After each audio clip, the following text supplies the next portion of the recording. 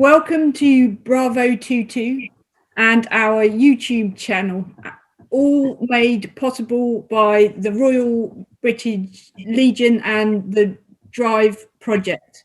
I'm Sarah, and I've been a member of Bravo 22 for nearly 5 years, following getting a brain injury, and I have never looked back. So I would encourage you to tell all your military friends and family about Bravo 22 and get them to sign up to the channel and to like or share on Facebook. Don't forget to ask questions during this session in the live chat bar, and our guest will respond to as many as we can. So why are we here today? I have been given the chance of a lifetime, and that is to chat to the legendary Alison Steadman. Most of our audience will recognise her from Gavin and Stacey.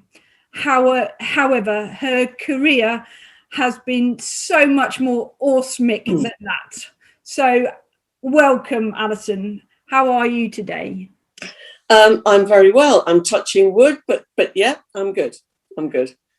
So I'm guessing that most of our audience will have loads of questions about Gavin and Stacey, but I would like to start on a more recent part than that, because I loved you as Gail in Life. Life was a 6-part series of 4 people living in one building, and they had different lives. So can you tell us a little bit more about that character and how you felt playing her? Yes, well, it was written by the wonderful Mike Bartlett, who is an absolutely terrific writer. Gail is a woman who's just approaching her 70th birthday, and she's been married for 45 years or more. She's got 2 children. And her husband has never been unkind as such, but he's a very sort of outgoing, controlling, confident sort of man who doesn't realise that he makes fun of his wife a lot of the time when they're in company. He'll make remarks, he'll say things, and he just doesn't realise that it's hurting her and making her feel inferior. And one day she wakes up and decides that she's not going to put up with this anymore. And so that's where her story begins. And it's fascinating, and it was great to play. It was great to be under the skin of this woman and try and feel like she was feeling. Peter Davison played Henry, the husband, and it was just wonderful to work together with him.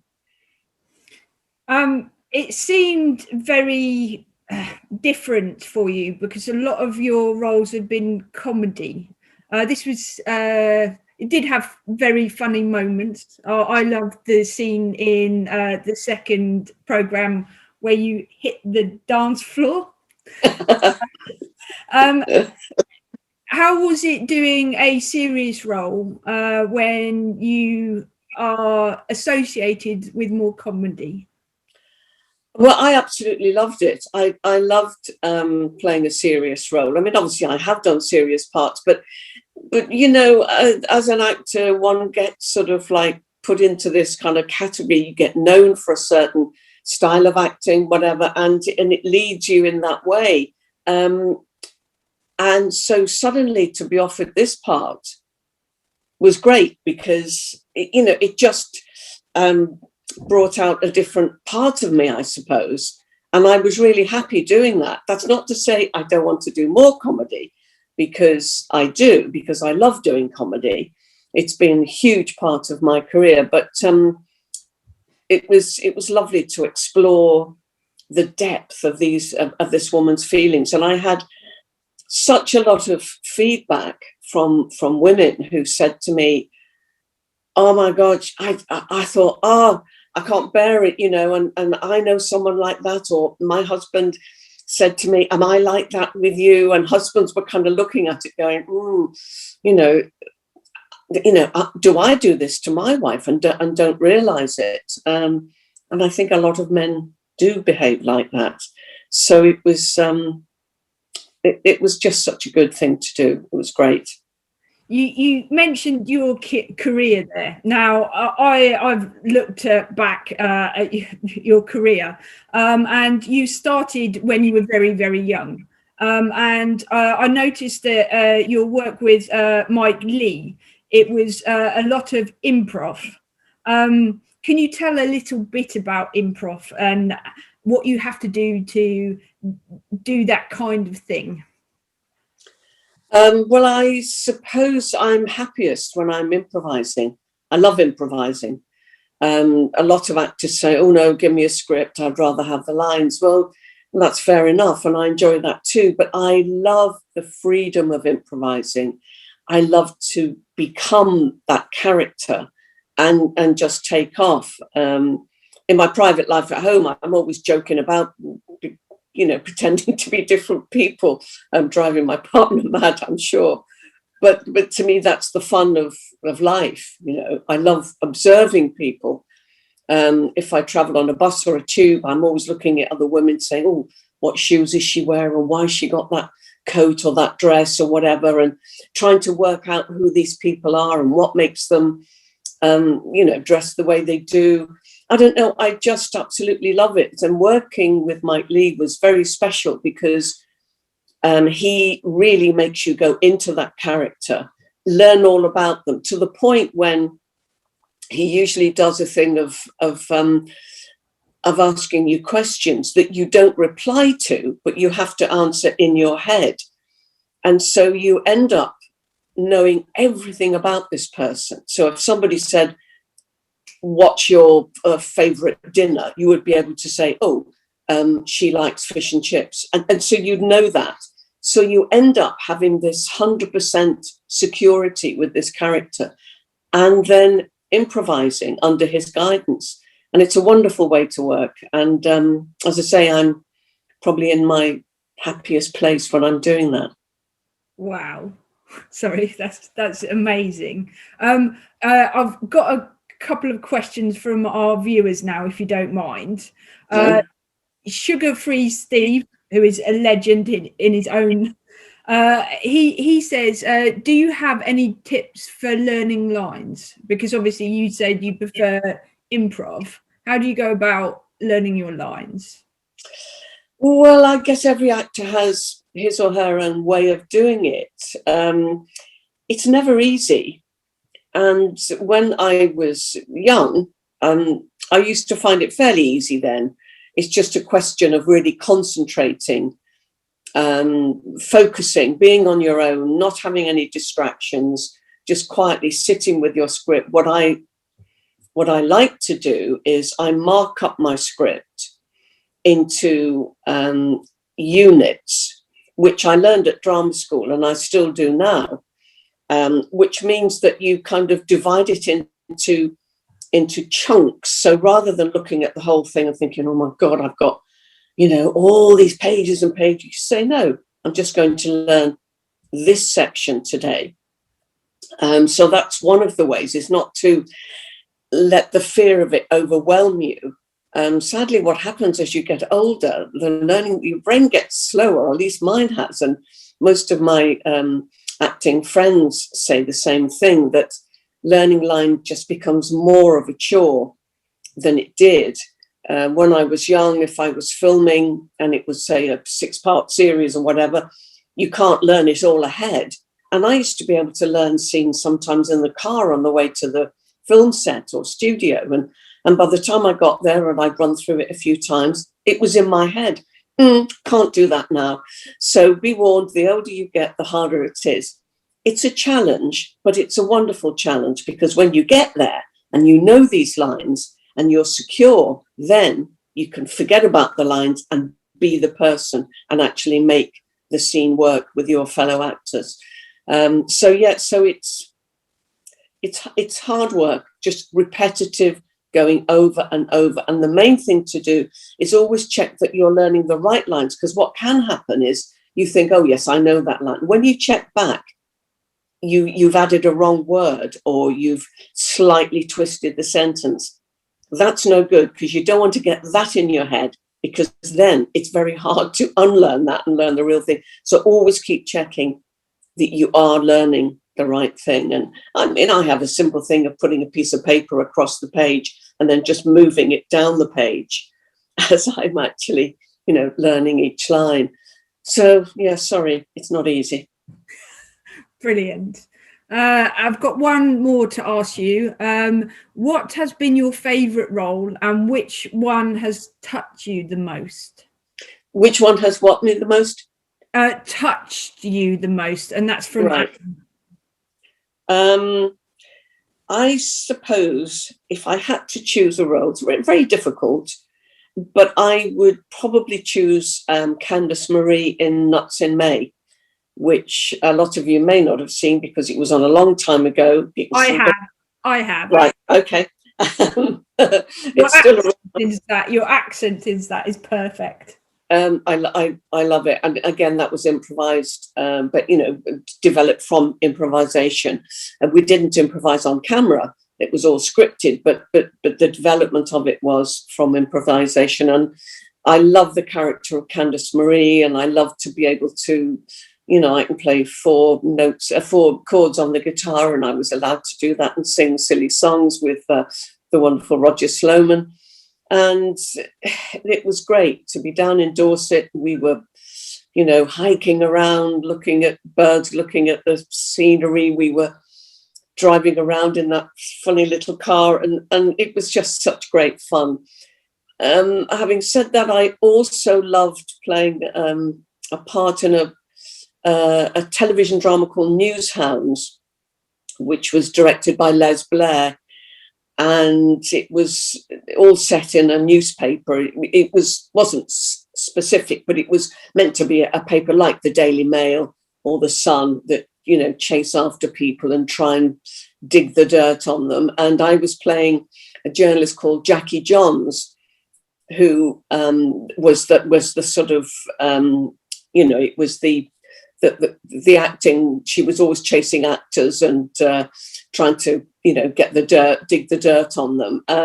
But that was great fun to do. Again, it was improvised, and I had to interview various people, and I interviewed Edwina Curry as part of it, which was very interesting to do. So there've been a few things. I also like playing Mrs. Bennet. I love doing that. Wow, you have such a interesting career. You've done so many different roles. I suppose, do you have any right, I've got a random question for me. So if you had a magic wand, what character would you want to do next? If you could do anything in the world. Well, the thing is that I have never done that thing of a lot of actors do. That's their prerogative of saying, oh, I've got to play this part. I want to play this part.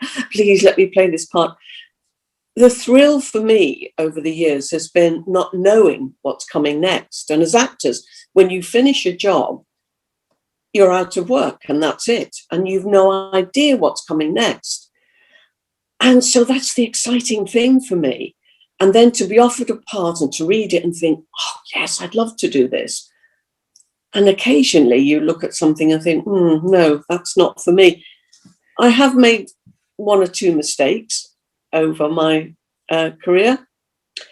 And I think that's fair enough. But for me, the excitement is never knowing what's around the corner. Wow. Right. The questions are coming in very, very fast. So this is from Alice. She says, being a keen bird watcher, is there a type of bird that you like the most and why? Oh, well, I love all birds, but I think an exciting moment is when goldfinches come into the garden, because they are so incredible in their colours and their markings. They are just amazing. And because they're not here all the time, it's even more exciting when they do appear. But yeah, I don't know. I would say a goldfinch, yeah. But I think also long-tailed tits. If you see long-tailed tits, that's obviously they love they're real family birds. So there's usually half a dozen of them or more. And if you get your binoculars and then just hone in on their faces, they are the prettiest.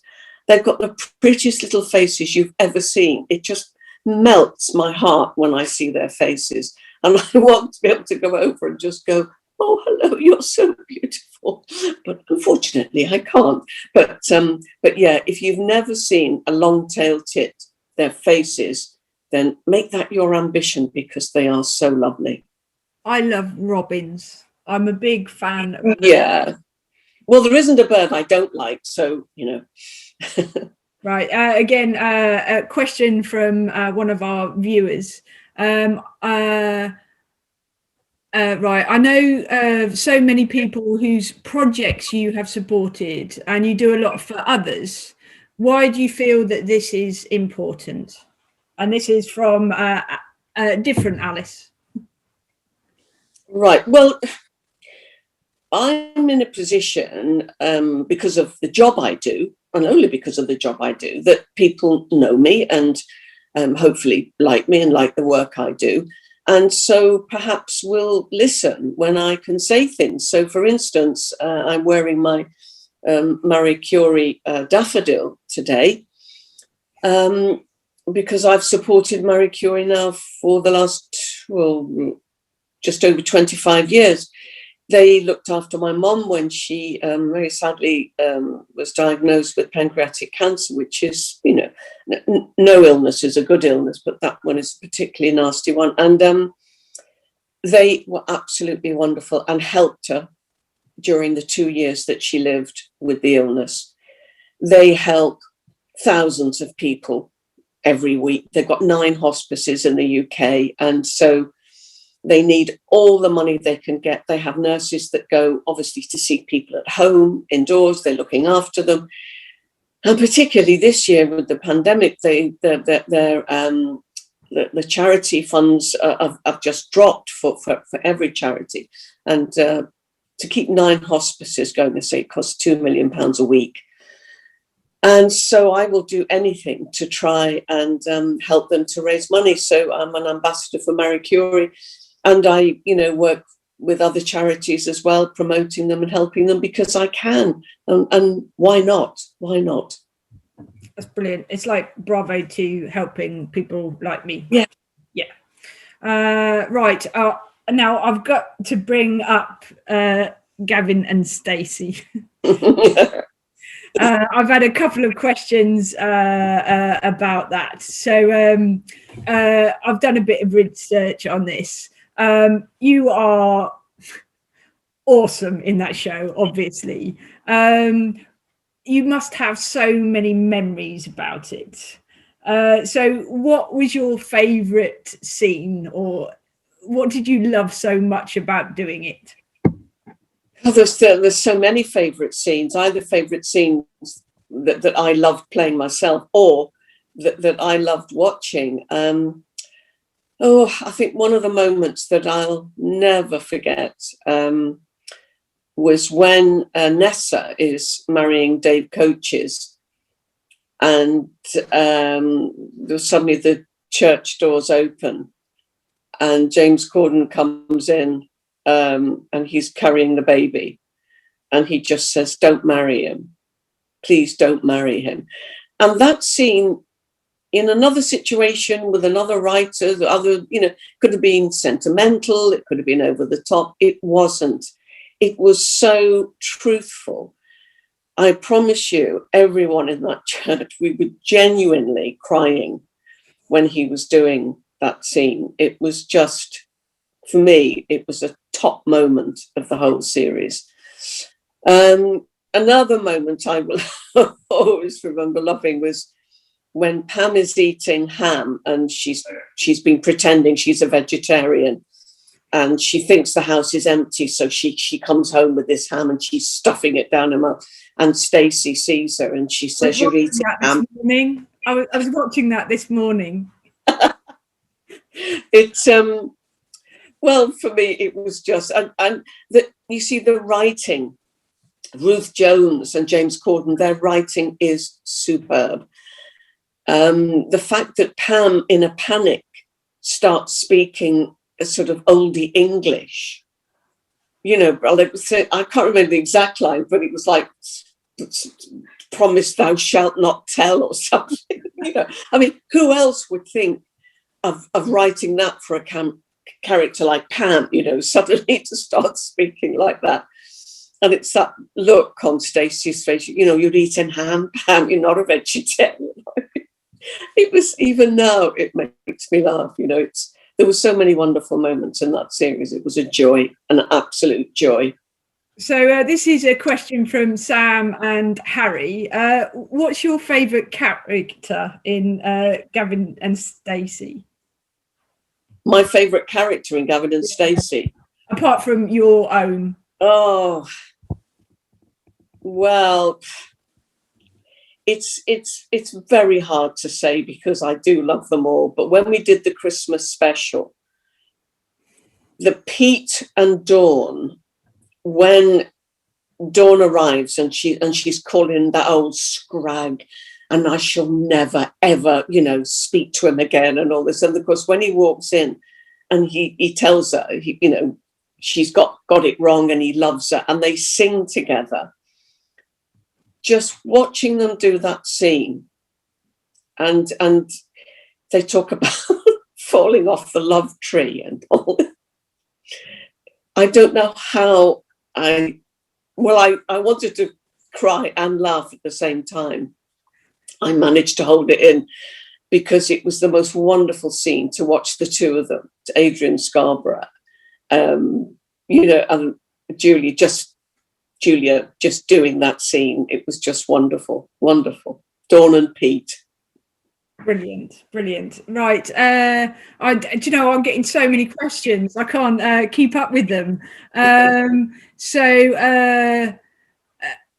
Right, this is leading away from Gavin and Stacey, but it says, obviously you made us laugh so much doing that, but what has been one of your funniest moments throughout your career apart from doing Gavin and Stacey? Oh gosh, I don't know. I suppose if I go back to well, maybe Beverly and Abigail's party. Another. That was, do you know, that was again. I think a lot of our viewers won't have seen that, but it's just groundbreaking as far as I'm concerned. Yeah, we actually did that in theatre before we filmed it for television. And I can always remember the moment when there's a character in it called Sue, and my husband is Lawrence, and Beverly's a very controlling woman, and she forces Lawrence to dance with Sue. And Sue is like 5'11" or something, and Lawrence is, you know, this tiny little chap. And when they got up together and started to dance, the audience started to laugh, and I thought they would never stop. You know, it was just incredible. So that was an amazing show to do, and we're very lucky that the BBC filmed it. This was in 1978, I think. Yeah, but it's still popular now. People still look at the DVD and still like it, so that's great. Yeah. And this goes back before that even, and this is from Sally. Have you always wanted to be an actress? Yeah, I mean, I suppose when I was a child, I was always, you know, pretending to be people, playing and, you know, acting out things on my own. And when I was about 8, I think I was in a little play at school, junior school, and the teacher's husband came along, who was a drama teacher, and he helped with the play. And then I overheard him telling my mother that he thought that I was very good and could actually be an actress. And I remember thinking, really, you can be an actress? And then gradually dawned on me that people used to do this for a living and get paid. And then as I got older, I joined youth theatre in Liverpool, which was brilliant for me. We improvised a lot. That's where I really found my feet doing that. And then they helped me get to drama school. I went to drama school. I was just 20, literally. I just had my birthday the week before, and I started at East 15 acting school. And, that was it. That was the first stepping stone, and I was off. Wow. Right. I've got another random one for you again. I was watching the program that you did on Channel 4 with Sandy, and I can't pronounce her surname because my brain can't do it. Toxvig. Thank you ever so much. You had your iPad with you, and all you did was take pictures of mushrooms. Why? Oh, I love them. Any fungi. Well, I mean, because they're all so different. I mean, I live quite near a small wood, and I go in there, and oh my goodness, it's like, oh my God, look at that, look at that, look at that. They are the most fascinating things. I also take loads of pictures of clouds as well, because I love looking at clouds. And it's just so nice to be able to do that. Then come home, and that night or the next day, you look at, your phone or your iPad or whatever, and there are all these pictures, and you can go through them and relive the moments again. And we're so lucky to have that. Because 50 or 70, 80 years ago, we couldn't have done that. Now we can just take pictures all the time. I love it. I also go around taking pictures of gloves that people have lost or dropped. I know that sounds a bit odd, but it just makes me laugh so much, because every time I go out for a walk, guaranteed I will find a glove. So I'm hoping to make a book of gloves, gloves I found on my walks. Because it's got your name on it, you would sell millions of it.